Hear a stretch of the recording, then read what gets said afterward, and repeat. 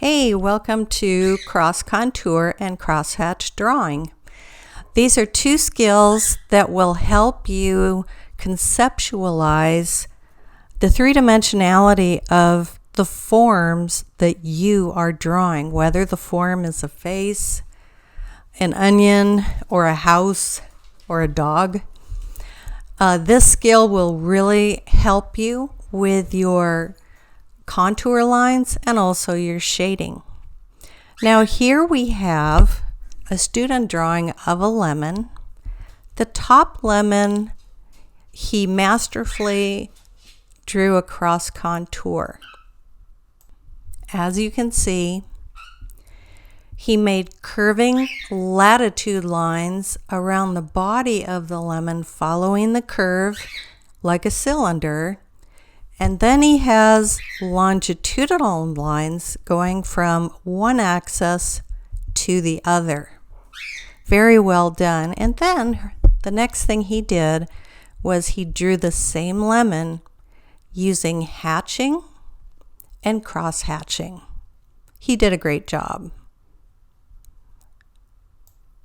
Here's another student's drawing of an apple, and she did an excellent cross contour or web mapping. It almost looks like you're throwing a net over an object and you see how it falls. Let's compare it to another drawing on the right. If you look at the inset drawing of the apple cross contour, you'll notice where the stem is coming out the top. She did that part really incredibly well. You get a real feeling of the space and the void that the apple dips into at the top of the apple. However, at the bottom axis of the apple, not as strong. You would have to look back at the original one I showed you to see a better way of cross contour.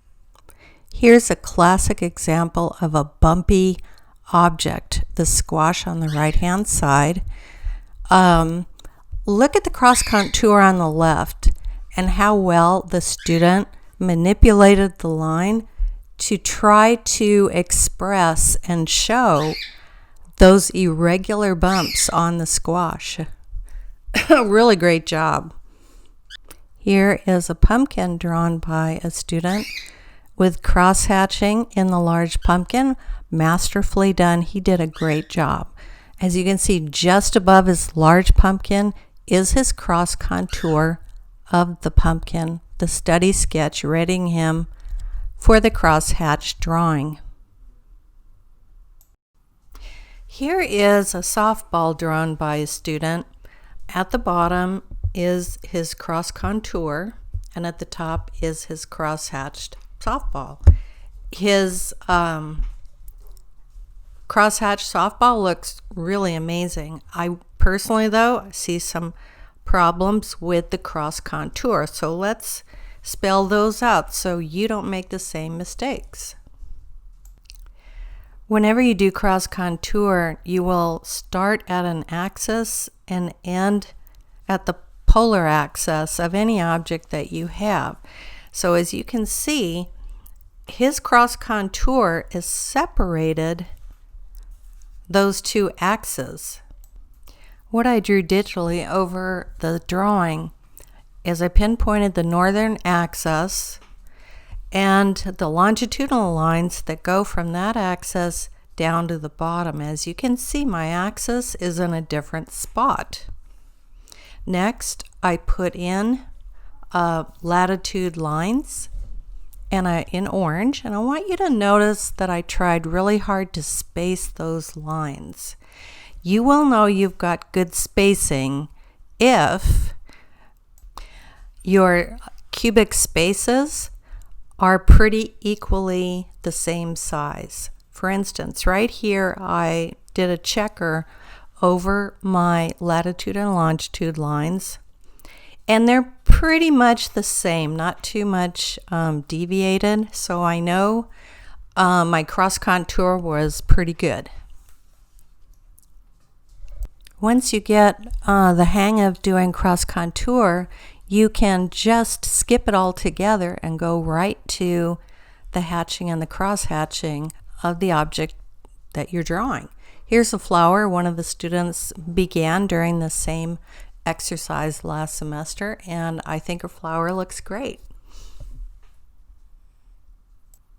And a sunflower from another student. Look at all the hatch lines he did. I love how each petal has a different shape to it, and there's a variety of deep shades and lighter shades and lots of textures in the sunflower. Really excellent drawing. And yet another hatched flower and leaves set. Looks really good. Now you can practice your cross contour and your hatching and your cross hatching with any kind of small object. This one is kind of tough to do. It's an angel made out of straw. The wings were left out. This is a nice, fun project if you are looking for a challenge. Here's a student's drawing paper. She did an onion, a squash, and a metal teapot. Look at her metal teapot. That is an amazing job. Look how regularly she can space those boxes, and how she goes right to the top axis of the teapot. And she's even done elliptical marks in the spout. Really great job. Let's see. Here's another one. Now, this is very close to the last one you just saw, but notice how the students have two different styles. When it comes to doing the cross-hatching, every student is going to have a very unique way of putting it all together. Having the ability to do good hatching and good cross-hatching comes in handy many times when you're drawing.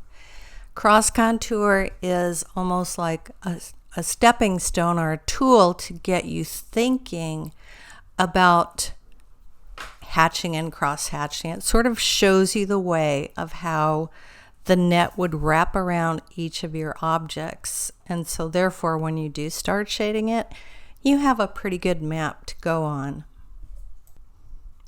Here's a drawing from student Kevin Luck, who did the most amazing hatching work I've ever seen from a student. He's using butcher paper, white charcoal, and black charcoal.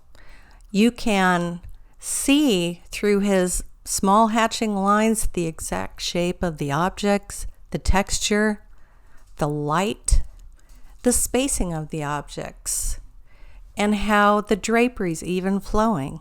Really amazing.